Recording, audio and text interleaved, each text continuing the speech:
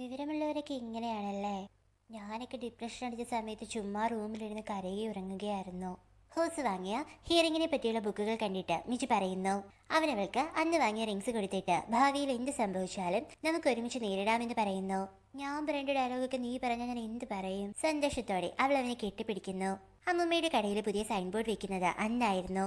ആ പണിയൊക്കെ കഴിഞ്ഞ് ഒരു കാപ്പിയൊക്കെ കുടിച്ച് ചിൽ ചെയ്യുമ്പോഴാണ് മിജിയോടെ അമ്മൂമ്മ തൻ്റെ കൂടെ ജോലിക്ക് വരുന്നു എന്ന് ചോദിക്കുന്നത്. എനിക്കൊരുപാട് പ്രായമായി, ഈ കട നിനക്ക് നടത്താമല്ലോ.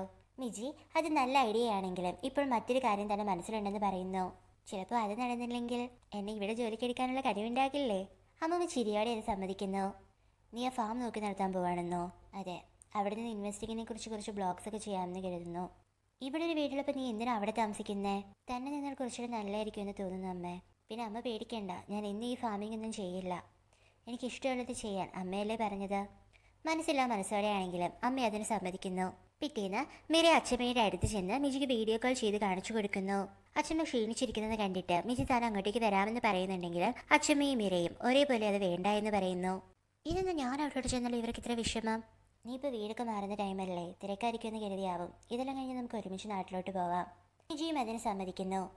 മിര ജോലി ഒഴിഞ്ഞെന്നോ? അതെ, എന്തൊക്കെയോ പ്രശ്നങ്ങളുണ്ടായിരുന്നു അവിടെ. അവൾ കൂടുതലൊന്നും പറഞ്ഞില്ല. സാരമില്ല, മറ്റെന്തെങ്കിലും വഴി അവൾ കണ്ടെത്തിക്കോളൂ. കണ്ടെത്തി. ആ സ്ട്രോബെറി ഫാം അവൾ ഏറ്റെടുത്തു. ഏറ്റവും രസം, മിജി ഇപ്പോൾ സോളിൽ നിൽക്കുക. മിജിയും ആ ഫാം ഓണറും അതൊക്കെ റൂമേഴ്സാ. മിജി കൊച്ചുകുഞ്ഞല്ലേ, അവൾ ഡേറ്റിങ്ങൊന്നും ചെയ്യാറായിട്ടില്ല. ഇതൊക്കെ പറഞ്ഞ് മിജിയെ കാണാൻ അന്ന് രാത്രി തന്നെ സോളിലേക്ക് ചെല്ലുന്ന അമ്മ കാണുന്നതോ മിജിയും ഹൊസുവും കിസ് ചെയ്യുന്നത്. അമ്മ എന്താ ഇവിടെ? നാളെ രാവിലെ വരുമെന്നല്ലേ പറഞ്ഞേ? ഹൊസുവിനെ ഹെൽപ്പ് ചെയ്യാൻ തന്നെയാ സാധനങ്ങളൊക്കെ റൂമിലോട്ട് മാറ്റാൻ. അമ്മ അവനോട് പോകാൻ പറയുന്നു. അവളെയും കൊണ്ട് റൂമിനകത്ത് കയറിയിട്ട് അവന് വയ്യാത്ത കാര്യം അറിയാമോ എന്ന് അമ്മ ചോദിക്കുന്നു. അവനോട് നീ ഹോസ്പിറ്റലിൽ അഡ്മിറ്റ് ആകേണ്ടി വരും. അതൊക്കെ എന്തിനാ അമ്മ ഇപ്പോൾ പറയുന്നേ? അവനെ കൊണ്ട് എന്തിനാ നീ വെയിറ്റ് ഒക്കെ എടുപ്പിക്കുന്നേ? അവനെ നീ ഡേറ്റ് ചെയ്തെങ്കിൽ പൊന്നു പോലെ നോക്കണം. അവൻ്റെ അമ്മ ഇത് കണ്ടായിരുന്നെങ്കിൽ ബോധം കിട്ടി വീണേനെ. ചിരിച്ചു കണ്ട് മിജി താനധികം ജോലിയൊന്നും ഹൊസുവിനെ കൊണ്ട് എടുപ്പിച്ചിട്ടില്ല എന്ന് പറയുന്നു. അമേരിക്കയിലോട്ട് പോകാൻ സാധനങ്ങളൊക്കെ അടുക്കുന്നതിനിടെ താൻ പണ്ട് അപ്പൂപ്പന് കൊടുത്ത 30 വർഷം പഴക്കമുള്ള വിസ്കി ഫാം ഓണർ കാണുന്നു. അത് കുടിച്ചുകൊണ്ട് അയാൾ അപ്പൂപ്പൻ്റെ ഓർമ്മകൾ അയവിറക്കുന്നു. കിംടയെ കാണാൻ എത്തിയതായിരുന്നു മിറെ. ടീം ലീഡറിനെ പിരിച്ചുവിട്ടെന്നും ഡയറക്ടറിനെ സ്ഥലം മാറ്റിയതും അവൻ പറയുന്നു. എൻ്റെ ചേച്ചി റൂം വിട്ട് പുറത്തു വന്നു. കൗൺസിലിംഗ് തുടങ്ങിയിട്ടുണ്ട്. കമ്പനിയിലെ ജോലി ക്വിറ്റ് ചെയ്ത് പുതിയൊരു ജോലി നോക്കണമെന്നും അവൻ കൂട്ടിച്ചേർക്കുന്നു. വാടകയ്ക്കെടുത്ത വീടിൻ്റെ കോൺട്രാക്ട് സൈൻ ചെയ്യാൻ വന്നതായിരുന്നു മിജിയും അമ്മയും. ഡെപ്പോസിറ്റായി കുറച്ചുകൂടി പൈസ തന്നാൽ മാസവാടക കുറച്ചുകൂടി കുറച്ച് തന്നാൽ പോരെ? അമ്മ, എൻ്റെ കയ്യിൽ ഡെപ്പോസിറ്റ് കൂട്ടിക്കൊടുക്കാൻ പൈസയില്ല.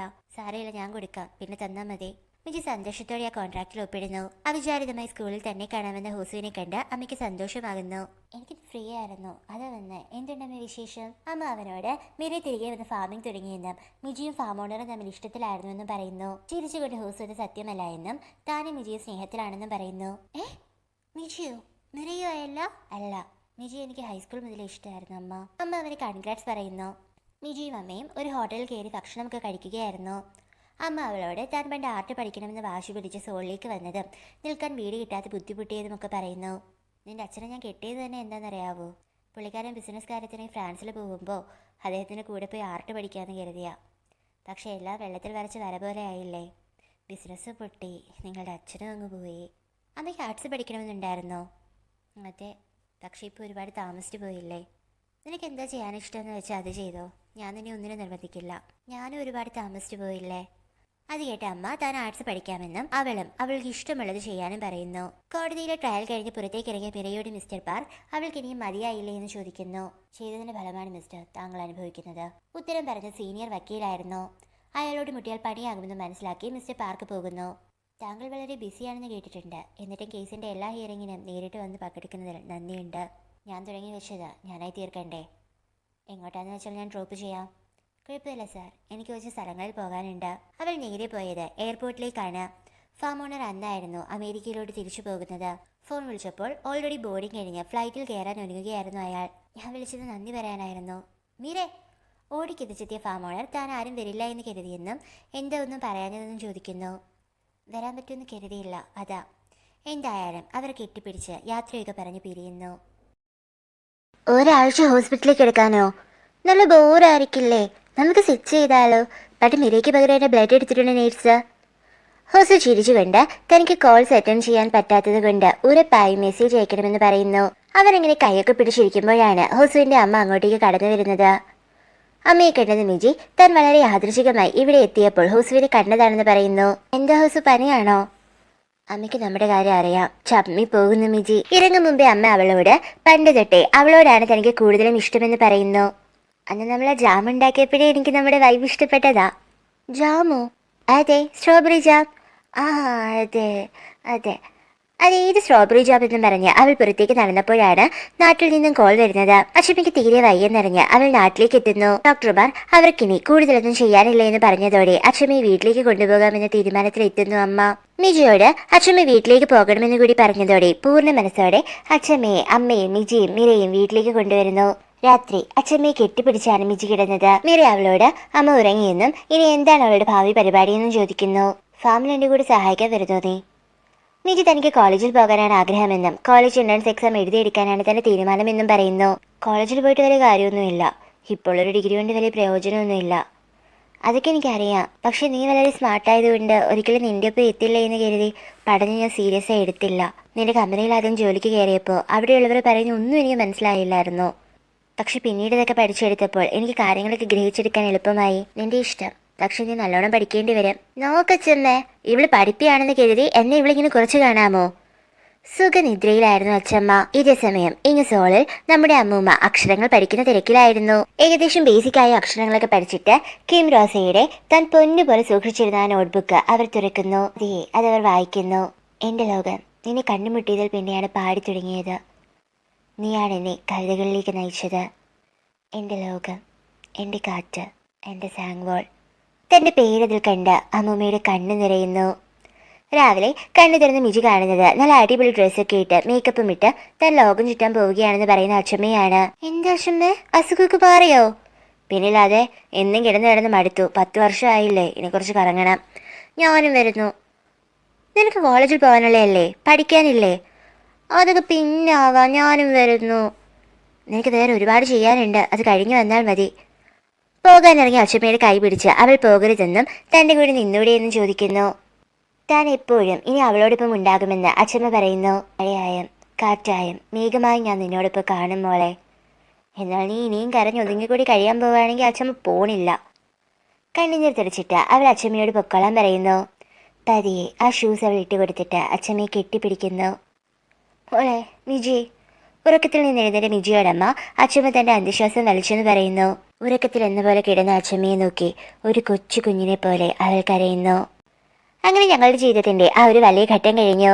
ഞാൻ എക്സാമിന് പ്രിപ്പയർ ആവാൻ തുടങ്ങി. കുറച്ച് സൈൻ ലാംഗ്വേജ് ക്ലാസ്സുകൾക്കും ചേർന്നു. മിജി പുതിയ വളങ്ങളും മറ്റും വാങ്ങി ഫാമിംഗ് ഒക്കെ തുടങ്ങിയെങ്കിലും ആദ്യത്തെ വിളവെല്ലാം നല്ല പുളിയായിരുന്നു. എന്തായാലും ഓരോ ദിവസം ഫാമിലെ കാര്യങ്ങൾ പറഞ്ഞ് അവൾ ഫാം ഓണറിന് മെസ്സേജൊക്കെ അയക്കാറുണ്ട്. ആദ്യത്തെ എൻട്രൻസ് എക്സാമിൻ്റെ റിസൾട്ട് വന്നപ്പോൾ ഞാൻ 8 നിലയിൽ പൊട്ടി. പക്ഷെ വീണ്ടും ഞാനൊരു ട്രെയിനിങ് അക്കാഡമിയിൽ കയറി ശ്രമിച്ചുകൊണ്ടേയിരുന്നു. ഇന്നലെ രാത്രി തന്റെ സ്റ്റോക്സിനെ കുറിച്ചുള്ള ബ്ലോഗ് പോസ്റ്റ് ചെയ്യുകയായിരുന്നു. അതിലൊരു കമന്റ് വന്നത് കണ്ട് അവളത് തുറക്കുന്നു. ഞാൻ അപ്പോഴേ പറഞ്ഞില്ല സ്റ്റോക്സാണ് അടിപൊളിയെന്ന്. എന്തിനാ ഫാം വർക്കൊക്കെ? അവളുടെ മുഖത്തിൽ ചിരി പടരുന്നു. അയാൾ പറഞ്ഞതനുസരിച്ച് തട്ടിന് മുകളിലെ സർപ്രൈസ് അവൾ എടുക്കുന്നു. അതിൽ 30 വർഷം പഴക്കമുള്ള വിസ്കി ആയിരുന്നു. അങ്ങനെ ഒരു വർഷം കഴിയുന്നു. ഒരുപാട് വട്ടം പാളിപ്പോയെങ്കിലും ഓരോ വീഴ്ചയിൽ നിന്നും പാഠങ്ങൾ പഠിച്ച് മീറെ നല്ല മധുരമുള്ള സ്ട്രോബെറീസ് വിളയിച്ചെടുക്കുന്നു. ഹൂസി ഇപ്പോൾ ഡെഫായിട്ടുള്ള ആളുകളുടെ കേസുകളും കൈകാര്യം ചെയ്യുന്നുണ്ട്. അവന്റെ കേൾവി കുറഞ്ഞുവെങ്കിലും പൂർണ്ണമായി നഷ്ടപ്പെട്ടിരുന്നില്ല. മിജി തന്റെ 3ാം ശ്രമത്തിൽ എൻട്രൻസ് എക്സാം പാസ്സായിരുന്നു. സൈക്കോളജി മേജർ എടുത്ത് അവൾ കോളേജിലും ചേർന്നിരിക്കുന്നു. അമ്മൂമ്മ കിം റോസിയുടെ കവിതകളൊക്കെ പാരായണം ചെയ്യുന്ന വേദിയിലായിരുന്നു. ഹോസുവും മിജിയും അവിടെ ഉണ്ടായിരുന്നു. പരിപാടി കഴിഞ്ഞ് മിജിയോട് റെസ്റ്റോറന്റിലെ പോലെ ഇന്ന് പരിപാടിക്കും ലേറ്റ് ആയല്ലോ എന്ന് പറയുന്നു. അമ്മൂമ്മയുടെ കടയിൽ പാർട്ടിയും ജോലിക്കും അവൾ പോകുന്നുണ്ടായിരുന്നു. ഇത് മേഡത്തിന്റെ ഫാമിലിയാണോ? അതെ, എന്റെ ഗ്രാൻഡ് നീസ് ആണ്. അവർ മൂവരും ഒരുമിച്ച് നിന്ന് ഫോട്ടോ എടുക്കുന്നു. മീര ചില ബിസിനസ് ആവശ്യങ്ങൾക്കായി സോളിൽ എത്തിയതായിരുന്നു. അവളുടെ സ്ട്രോബെറീസ് ഉപയോഗിച്ച് ചില ഫോട്ടോഷൂട്ട്സ് ഒക്കെ ഷെഡ്യൂൾ ചെയ്യാനായിരുന്നു ആ യാത്ര. തിരികെ പോകും മുമ്പ് അവൾ തന്റെ സീനിയർ വർക്ക് ചെയ്യുന്ന കമ്പനിയിൽ പോകുന്നു. ഡിപ്രഷന്റെ പിടിയിൽ നിന്ന് രക്ഷപ്പെട്ട് തെളിഞ്ഞ മുഖവുമായി ഓടി വന്ന സീനിയർ അവൾ കൊടുത്ത് സ്ട്രോബെറീസ് വാങ്ങുന്നു. അയ്യോ മീര, ഒരുപാട് തിരക്കിലായിപ്പോയി. വീണ്ടും നിന്റെ ഫാമിലി ഞാൻ വരും. അവിടെ നിറങ്ങി ആ തിരക്കിനിടയിലൂടെ നടക്കുമ്പോൾ ആരോ അവളെ തട്ടുന്നു. അത് ഫാം ഓണർ ആയിരുന്നു. അത്ഭുതത്തോടെ അവൾ ചിരിക്കുന്നു. ഞാൻ വന്നു. പണ്ട് അയാൾ കരുതിയ പോലെ സിനിമയിലൊക്കെ കാണുന്ന പോലെ ഒരു മീറ്റിംഗ് അവർക്കുണ്ടാകുന്നു. മീര ഇന്ന് തന്നെ തിരികെ പോവാ. അവൾ ഇന്നെ അടുത്ത് നിൽക്കുന്നില്ലെന്ന്. അപ്പൊ ഇന്ന് ഇവിടെ നിൽക്കല്ലേ? സന്തോഷത്തോടെ മിജി മാറിയിടാനുള്ള ഡ്രസ്സ് എടുക്കാൻ ഡ്രോയർ തുറക്കുന്നു. അതിനുള്ളിൽ ഒരു റിംഗ് കണ്ടതും ഞെട്ടിപ്പോകുന്നു അവൾ. ഓസു, എന്റെ അമ്മ പറഞ്ഞിട്ടുണ്ട് സ്വന്തം കാലിൽ നിന്നിട്ടാവണം വിവാഹം എന്നാ. നീ എന്താവണമെന്ന് തീരുമാനിച്ചോ? അവൾ തനിക്കൊരു തെറാപ്പിസ്റ്റ് ആവണമെന്നും എന്നാൽ അതിന് മാസ്റ്റേഴ്സ് ഡിഗ്രി വേണമെന്നും ഇനിയും കുറച്ച് കാത്തിരുന്നാലേ വിവാഹം വരെ എത്താൻ പറ്റുള്ളൂ എന്നും പറയുന്നു. ഞാൻ വെയിറ്റ് ചെയ്യാൻ എടുക്കണ. അവസാനം വാക്ക് മാറുമോ നീ? കറക്റ്റ് അവർ കിസ് ചെയ്ത് തുടങ്ങിയത് ദാ ഫോൺ അടിക്കുന്നു. അവളുടെ അമ്മയായിരുന്നു അത്. അവരോട് രണ്ടുപേരോടും എത്രയും പെട്ടെന്ന് നാട്ടിലെത്താൻ അവർ പറയുന്നു. ഞങ്ങൾ വീട് റിനോവേറ്റ് ചെയ്യാൻ പോകുവാണെന്നും അവരുടെ സാധനങ്ങൾ മാറ്റാനും മറ്റുമായിരുന്നു ആ വിളി. എന്റെ റൂം ചെറുത് അമ്മ. അതിനെന്താ? ഹോസ് വലിയൊരു വീട്ടിലോട്ട് മാറാൻ പോവല്ലേ, അവിടെ വെക്ക് കുറച്ച് സാധനം. ഹോസും മിജിയും പരസ്പരം നോക്കുന്നു. എന്തോ പറയാനിറങ്ങിയ ഹോസുവിനെ മിജി തടയുന്നു. അവനെ മാറ്റി നിർത്തി സൈൻ ലാംഗ്വേജിൽ ഇപ്പോൾ അതൊന്നും പറയണ്ട എന്ന് പറയുന്നു. എന്താന്ന് വെച്ചാൽ പുതിയ വലിയ വീട്ടിലേക്ക് അവർ ഒരുമിച്ച് താമസം മാറ്റാമെന്നായിരുന്നു അവരുടെ തീരുമാനം. അമ്മ വിസിറ്റിന് വരുവാണെങ്കിൽ ഞാനൊരു ഫ്രണ്ട്സിനെ അങ്ങോട്ട് മാറിക്കോളാം. ഇപ്പോഴും അവരോട് പറയണ്ട, അവരെന്നെ സമ്മതിക്കത്തില്ല. നീര ശരിയായ സമയത്ത് തുറന്നു പറയാമെന്ന് അവർ തീരുമാനിക്കുന്നു. സാധനങ്ങൾ അടുക്കി നിൽക്കുന്നതിനിടയിൽ പഴയൊരു ഫോട്ടോ ആൽബം അവൾ കാണുന്നു. അവർ ജനിച്ചപ്പോൾ തൊട്ടുള്ള പടങ്ങൾ ഉണ്ടായിരുന്നു. ജീവിതത്തിൽ ഒരിക്കലും ഒരു അന്ത്യം ഉണ്ടാവില്ല. ഓഫ് കോഴ്സ് അതിൽ കയറ്റങ്ങളും ഇറക്കങ്ങളും കാണും. പക്ഷെ ആ നോട്ട്ബുക്കിൽ ഒരു ബ്ലാക്ക് പേജ് ഉണ്ടെങ്കിൽ അതിനകത്ത് നമ്മളായിട്ടത് ഫിൽ ചെയ്യണമെന്നോ. തന്നെ നോക്കി നിൽക്കുന്ന മരച്ചില്ലയിലെ കിളിയെ കണ്ട് അവൾ അങ്ങോട്ട് നോക്കുന്നു. തന്റെ അച്ഛമ്മയുടെ സാന്നിധ്യമായിരുന്നു അവൾ അതിൽ കണ്ടത്. അങ്ങനെ ഒരുപാട് അനിശ്ചിതത്വത്തോടെ അവരുടെ ജീവിതം വീണ്ടും മുന്നോട്ട് തന്നെ പോകുന്നു. അങ്ങനെ നമ്മുടെ അവർ ഓൺ റിട്ടേൺ സോൾ എന്ന ഈ ഡ്രാമ ഇവിടെ അവസാനിക്കുകയാണ് കൂട്ടുകാരെ. നിങ്ങൾക്ക് ഈ ഡ്രാമ ഇഷ്ടപ്പെട്ടെങ്കിൽ കമന്റുകളിലൂടെ അറിയിക്കുമല്ലോ അല്ലേ?